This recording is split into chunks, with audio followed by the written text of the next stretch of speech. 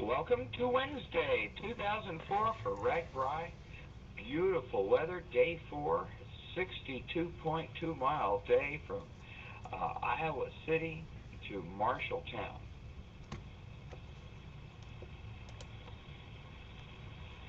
We set off very early on this particular day for no particular reason, and our first stop was in the town of Ackley.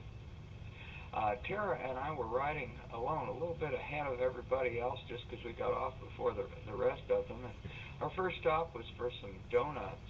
I think they were called Krispy Kreme, something Iowa specific. They were wonderful.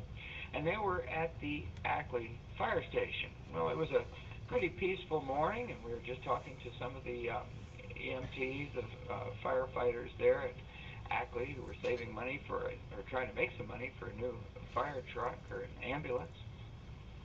And they told us to cover our ears, and we might want to go away for a minute because the 7 o'clock siren was about to happen. Now, I've never heard of a 7 o'clock siren, but I sure found out. I thought we were in Baghdad or something. The siren was so loud. People were actually on their knees holding their ears. Everybody in town needed to know it was 7 a.m. Well, it's good we didn't stay there the night before and have a big party or something. I'll bet that's pretty exciting. I'll bet that ends any festivities in that town by 10 o'clock because you have to watch out so that you'll be well rested for the 7 o'clock siren. Anyway, it was a beautiful little town, and you can tell we're really early there ahead of most of the people. The crowds are Ragbri light anyway, and the shadows are long. Well, let's listen to the Ackley Community German Band accompanied by train horns.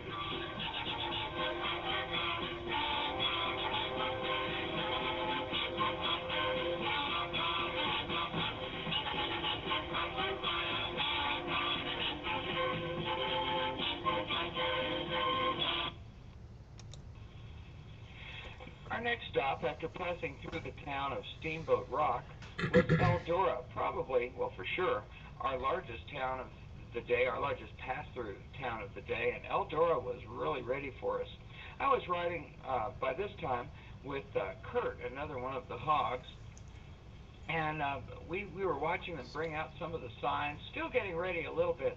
We went in the Eldora courthouse and went up to the top, but couldn't get much of a picture because the windows were so fogged up that we just couldn't have gotten you anything. But Eldora was really ready for us, a really happening town. There were bands playing, and they were ready for us with lots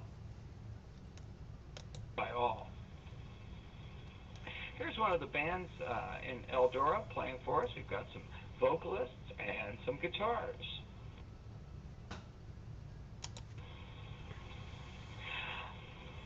The Iowa communications companies were there all the time. They were always there in one of the pass-through towns every day, and they were also at the end of the day. You can see that some people just have a little trouble, and I must confess to be one of those. We have a little trouble breaking away from the life that we left. Notice the hunched position over the laptops as they're checking their email. They also have the ability toll-free to call home and talk to loved ones. Although not with us, here are some more of our fellow hogs who were a little bit behind us, probably enjoying the town a little bit more than we did. For some reason, we had this, we got to go there, got to go there, got to go right now type thing. But there's some more of the hogs with a member of the U.S. Air Force cycling team. Now, there's Kurt with us, but we are in Union. This is after passing through Gifford. This would be Union, Iowa. And they had some cranes, Dave's Crane Company. And I mean, those were some kind of cranes. They had an American flag furling from one of them. And from the other one, they had a bicycle hundreds of feet in the air. I think they should have done some more thinking. I think they could have made some big money if they had offered to pick up people's bikes when they weren't looking, you know, for $5. And when they said, "Where's my bike?" kind of like, "Where's my car?" in the movie Twister, we could have pointed up at the top of that crane. It could have cost them another $5 to get it off, and they could have called it illegal parking. Here's another shot of the flag. The wind was coming from the south. Most of our ride today was to the south, and because of this headwind, it was about the first headwinds we had achieved so far. And they weren't real bad headwinds, just enough to be nagging every stroke of the way as we were heading south. It was really hard to maintain 16 miles an hour. More likely it was 12 or 13 for most folks. Here are some of the other citizens of Ackley. I guess those are llamas. I think the first one, his name is Tony. And how else could a visit to Union be complete without yours truly talking to the wife of the mayor of Union?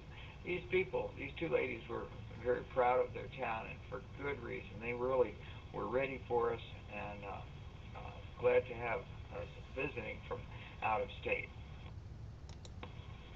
Hog Rui is a Floridian now, but a native Iowan who's come back for the ride, and she's feeling good under those palm trees. Well, what day would be complete on this year's RAGBRAI without some gravel? Now, we're going to talk about this some more, too, but they call that a gravel road. That's a dirt road, friend. And the problem with this dirt road today is it was long. It was probably 3 or 4 miles.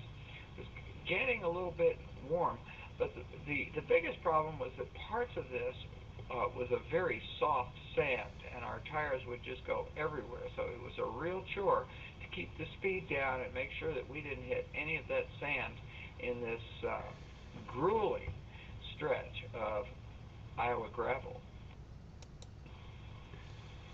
Well, a good day for the hogs, a good day for anybody on RAGBRAI is to have accommodations that are not canvas, and we definitely had some non-canvas accommodations when we stayed with Bruce's cousin.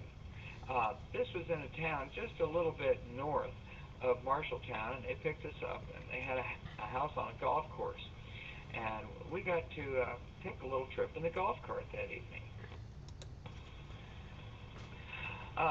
They knew us well, and they knew that we liked the Chardonnay and things like that, and we're wonderful, wonderful hosts.